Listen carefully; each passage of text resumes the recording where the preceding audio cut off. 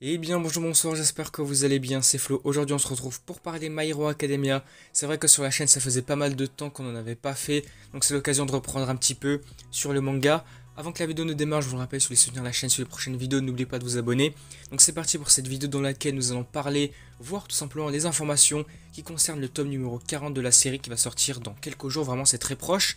Donc dans cette vidéo on va voir la date de sortie, la couverture que vous aurez sans doute déjà vue également. On aura le prix, le nombre de pages qui composent ce tome, on aura également tous les chapitres qui seront à l'intérieur, et puis également on va voir le synopsis qui nous donnera envie d'acheter ce tome, de le lire, puisque ça va être intéressant. Et puis pour terminer la vidéo, on abordera les événements qui vont tout simplement composer ce tome-là, donc on va voir à peu près ce qui va se passer dans les chapitres. Donc évidemment ça contiendra du spoil, donc si vous voulez pas être spoilé, arrêtez-vous avant que je vous prévienne. Du coup c'est parti, on va commencer directement par les informations générales, c'est-à-dire la date de sortie qui est fixée pour le 7 novembre, c'est-à-dire que ça sort dans 2 jours, là vraiment c'est très proche. Ce tome sera donc vendu au prix habituel, c'est-à-dire de 6,95€ pour My Hero Academia maintenant. Le tome contiendra 200 pages, ce qui va correspondre ici à 12 chapitres. Donc on va voir ici donc les chapitres qui vont s'étendre du 399e jusqu'au 410. Donc ça va être pas mal intéressant, on va le voir avec les spoils juste après. Donc là, ensuite, on aura le petit synopsis qui nous donne envie de lire ce tome-là. Donc afin de gagner du temps en ralentissant All for One, All Might repart au combat tant bien que mal. En dépit d'un rapport de force très inégal, l'ancien numéro 1 parvient à faire illusion en bénéficiant d'aides, même parfois inattendues. Mais que sont les héros face à la toute-puissance de leur ennemi? Et oui, c'est vrai, donc ça reprend ce qui s'était passé forcément dans les tomes précédents, les chapitres précédents. C'était vraiment incroyable, vraiment hyper hypant, c'était un truc de fou. Le combat All Might, All for One, Shigaraki Deku qui est un peu laissé en suspens pour l'instant puisque ça se passera un tout petit peu après. Forcément c'est le combat final, mais vraiment c'est incroyable ce qui se passe actuellement dans ces chapitres-là. Vraiment c'est trop intéressant.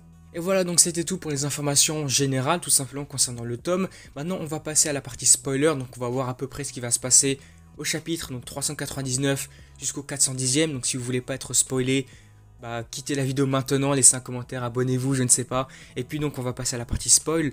Donc ce tome-là va reprendre alors à partir du chapitre 399 qui va correspondre à la deuxième partie du combat entre All Might et All for One à peu près. Donc je sais plus exactement où ça s'était terminé exactement au tome précédent, au tome 39. Mais donc là ça va reprendre ici à peu près. Donc le tome va passer à travers tout ça, le combat All Might est contre All for One. On va passer également du côté de Stain, on va voir le retour de Stain là, c'était vraiment incroyable en scan à voir. Vraiment c'était une dinguerie de revoir Stain comme ça face à All for One en duo avec All Might, vraiment c'était incroyable. Donc on va voir la continuité de ce combat là, et puis on verra malheureusement le fait que All for One va réussir à tuer Stain, lui voler son alter, etc. Il va se passer beaucoup de choses. On aurait pu potentiellement avoir la mort de All Might, vraiment c'était choquant à ce moment-là. Mais finalement, contre toute attente, vraiment c'était inattendu, j'étais choqué même à ce moment-là. Vraiment c'était une grosse dinguerie. C'était le retour enfin de Bakugo pour les scans. Pour l'anime c'est un peu différent. En tout cas pour les scans on avait eu plus d'1 an et demi sans nouvelles de Bakugo. Vraiment c'était un suspense mais insoutenable. Plus d'1 an et demi sans nouvelles, vraiment aucune nouvelle, c'était choquant. Donc on va reprendre à peu près là avec le retour de Bakugo qui va sauver All Might.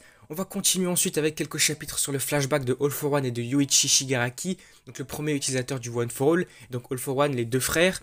On va ensuite revenir et se focaliser un petit peu plus sur le combat Bakugo contre All for One, donc on va voir la fin du combat même il me semble. Et puis pour terminer à peu près, je crois que ça va être là le dernier chapitre, donc le 410e, qui va se terminer en cliffhanger, donc pour le tome suivant, le tome 41.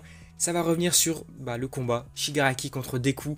Vraiment ce combat va être masterclass, j'espère que l'anime qui sortira donc l'année prochaine en 2025 fera un truc magistral, je sais pas, il faut qu'il y ait une grosse dinguerie, il faut que ça soit très bien présenté, une grosse animation et tout, parce que là c'est le combat final, même pour All for One, Bakugo, faudrait qu'il y ait un gros truc, une grosse animation, il faudrait que ça soit vraiment hyper clean, vraiment très cool. Donc voilà, le tome va s'arrêter là avec la reprise du combat Deku contre Shigaraki, puis donc ça se terminera avec le cliffhanger de la fin du chapitre, avec la dernière page du chapitre, qui va nous montrer que Shigaraki a réussi à voler une partie du One for All, donc un des alters du One for All.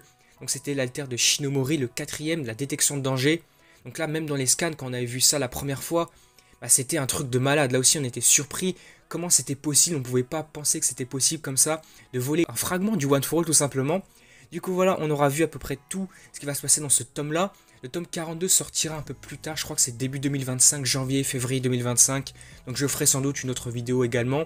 Il faudra également voir possiblement s'il y a une version collector, puisque c'est vrai, j'en ai pas parlé là, mais je l'aurais mis en titre ou en miniature tout simplement. Il n'y a pas de collector pour cette version-là, pour ce tome-là, numéro 40. On va se contenter de la version normale, Puis du coup voilà, on aura vu toutes les informations sur ce tome. J'espère que cette vidéo vous aura plu. En tout cas si c'est le cas, n'hésitez pas à me faire part de tout ça dans les commentaires. N'hésitez pas à liker, à commenter, à partager comme d'habitude. Et puis du coup également, n'oubliez pas de vous abonner à la chaîne pour soutenir la chaîne et suivre les prochaines vidéos. Concernant MHA, je pense que je vais en refaire un petit peu plus. Là, essayer de faire prochainement un peu plus d'unboxing également, des petites vidéos par-ci par-là sur MHA, sur JJK, sur Blue Lock, également Kaiju numéro 8 qui est aussi sur la chaîne avec les reviews, les spoils. Puis voilà, donc moi je vous dis à la prochaine.